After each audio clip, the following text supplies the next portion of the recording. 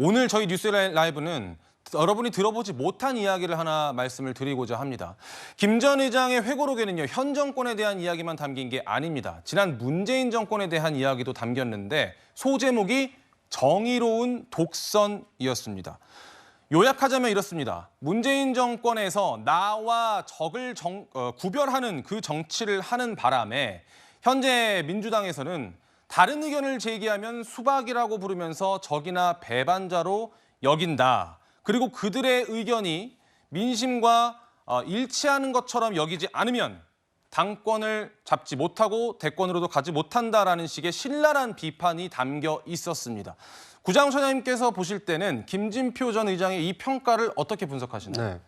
그러니까 김진표 의장은 그 국회의장을 지낸 그 정치 원로로서 이 한국 정치에 대한 걱정을 여러 가지 하고 있을 겁니다. 그거에 대해서 이제 자신의 어떤 경험담을 글로 써내려가는 과정에 일부 내용이 이제 부각되면서 이제 오해의 중심 또는 논란의 중심에 섰었는데요.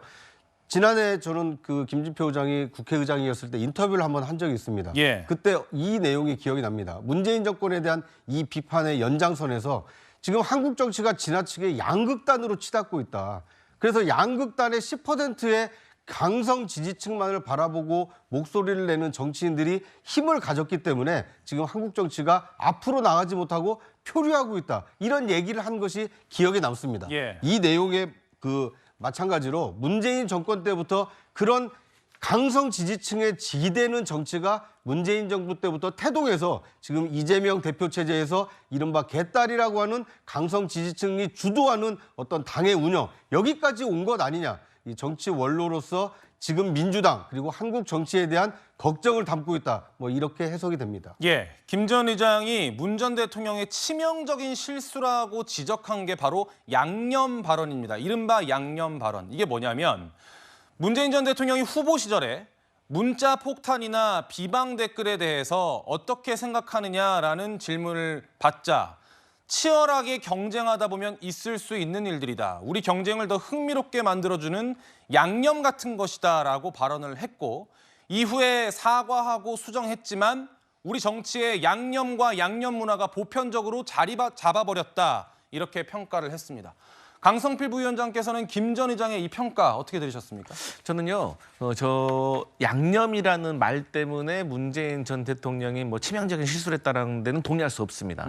하지만 정부의 실력은 우리가 민생 그리고 뭐 외교 안보 그리고 국내 정치를 평가하는 거예요. 그러면 경제 같은 경우는 당시 이제 코로나가 있었기 때문에 우리가 대응을 잘했다는 평가가 있고 예. 또 진보와 보수가 어떤 안보와 외교에 대한 철학은 다르지만 나름 저는 일리시 잘했다고 봅니다. 하지만 문재인 정부가 정권을 재창출하지 못했던 가장 큰 이유는 부동산 관련해서 부동산 값이 폭등했던 걸 잡지 못했던 거예요. 그리고 우리가 증세의 정치라고 하잖아요. 세금이 올라가는 정치, 그 정치인들이 다시 좋은 결과를 만들기는 어렵습니다. 그런 측면에서 문재인 정부 때 부동산과 관련된 세금들이 많이 올랐습니다. 그래서 이러한 것들이 복합적으로 불만이 쌓여서 정권 교체에 실패한 것이지 저렇게 양념 발언 하나 때문에 치명적으로 뭐 실수를 했다. 저는 그렇게 보지는 않습니다. 예, 김 전 부대변인님의 평가도 들어보고 싶은 것이 아까 윤석열 정권에 대한 이야기는 다소 왜곡됐다고 말씀을 주셨잖아요.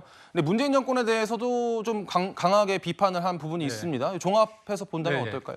저는 그 소제목 정의로운 독선 이 부분에 대해서 뭐 의도는 있겠지만 제가 볼 땐 독선입니다. 정의로울 수 없는데 이게 그 문재인 정부가 지금 대한민국에 있어서 가장 큰 잘못을 한 부분이 있다면 전 뭐 부동산 문제도 있고 여러 가지 있을 수 있지만 가장 큰 거는 대한민국을 두 동강이로 나눠놨다는 겁니다. 예. 우리가 조국 사태를 통해 가지고 분명히 조국 의원은 지금 대표는 유죄를 받았습니다. 1심과 2심에서. 그리고 많은 국민들이 문제가 있었다고 알고 있습니다. 대법원 상고 중이긴 하지만요. 그럼에도 불구하고 본인이 뭐라고 얘기했냐면 비법률적인 방식으로 명예 회복을 하겠다고 합니다.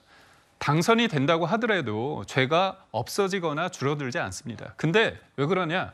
지금 진영 논리로 대한민국이 딱 나뉘어 있다 보니까 그 진영 속에서 본인의 잘못은 다 희석화되고 도리어 영웅시되고 있습니다. 예. 이 부분이 언제부터 그랬느냐? 문재인 정부거든요. 왜냐? 적폐 세력을 본인들이 계속 악마화하면서 대등한 파트너로서 보지 않았습니다. 그러다 보니까 그런 부분들이 문제가 계속 불거졌고요. 저는 이 부분에 있어서 문재인 정부가 지금의 정부를 비판한 부분이 비판할 수 있겠지만 본인들이 이 대한민국의 어떤 그 양 진영을 공고하고 그 안에서 본인들이 누렸던 거 그리고 잘못을 희석했던 부분에 대해서는 반성을 할 필요가 있다. 그렇게 봅니다. 예, 알겠습니다. 나와 적을 가르는 5년간의 정치로 극단적인 정치 지형이 구성됐다. 이렇게 문재인 정권을 혹평했는데 그 결과 5년 후에 정권 교체가 됐다. 이런 취지로도 말을 했거든요. 장윤비 변호사의 이야기도 좀 들어보고 싶습니다. 지금 방금 김 전 부대변인께서 문재인 정권은 정의로운 독선이 아니라 독선이다. 이렇게 평가 주셨거든요. 지금 우리나라 정치 지형이 굉장히 강대강으로 치닫고 거기에는 한 정치인의 잘못만 있다고 생각하지 않습니다. 예. 민주당의 잘못도 있고 국민의힘의 잘못도 있는 겁니다. 지금 정부 들어서도 더 격화됐다는 평가가 나오고 있고요. 양념 발언이 나왔을 당시에 그것이 결정적인 과오다라고 이야기하기는 다소 미흡한 게 그 당시에는 그래도 이 정도로 강성 지지층들이 정말 모욕적인 18원의 후원금을 보낸달지 아니면은 자녀까지 언급을 하면서 수박이란 멸칭을 쓰고 이런 게 자당해서 그렇게 횡행하던 때는 최소한 아니었습니다. 예. 그렇지만 계속 시간이 거듭될수록 이 정치가 워낙에 쪼개지다 보니까 특히 자당 안에서도 목소리가 굉장히 강경해야 그 부분이 소구력이 있고 그것이 선명하다는 이유로 다시 환영받고 했던 분위기가 있었던 거죠. 이거는 온당한 정치의 모습은 최소한 아닌 것 같습니다. 이런 부분은 여야를 따질 게 아니고 진보 보수의 문제가 아니라 모든 지금 대한민국 정치의 문제라는 걸 알고 개선 방안을 찾아가야 되지 한 사람의 문제로 귀결하는 건 해결 방법을 더 멀리 가져가는 셈이라고 생각합니다. 알겠습니다. 구장차님. 네. 그런데요. 이 정치인들의 회고록이 나올 때마다 이런 거 저런 걸 다 떠나서 논란이 계속 되고 있는 거는 어쩔 수 없나 봅니다. 네. 그러니까 이제 책을 쓴 사람의 의도는 있을 겁니다. 그러니까 자신이 경험한 것을 그 기록으로 남겨서 좀 바로잡고자 하는 뜻이 있을 겁니다. 그런데 앞서 그 윤석열 대통령의 발언처럼 어느 앞뒤를 자르고 한 문장만 놓고 봤을 때는 오해의 소지가 굉장히 큽니다. 예. 저는 회고록은 물론 내는 것은 자유입니다만 좀 숙성시켜서 내면 어땠을까 하는 생각이 듭니다. 자신의 경험이지만 상대의 입장이 어땠는지도 함께 반영을 해서 균형 잡힌 시각으로 이 자서전을 낸다라면 불필요한 오해와 논란은 좀 피할 수 있지 않을까 하는 생각이 듭니다. 그리고 더 중요한 것은 은퇴하시기 전에 현직에 있을 때 여야 의원들, 여야 지도부들을 끊임없이 만나게 해서 대화와 타협으로 조금 더 이끌려고 노력했으면 어땠을까?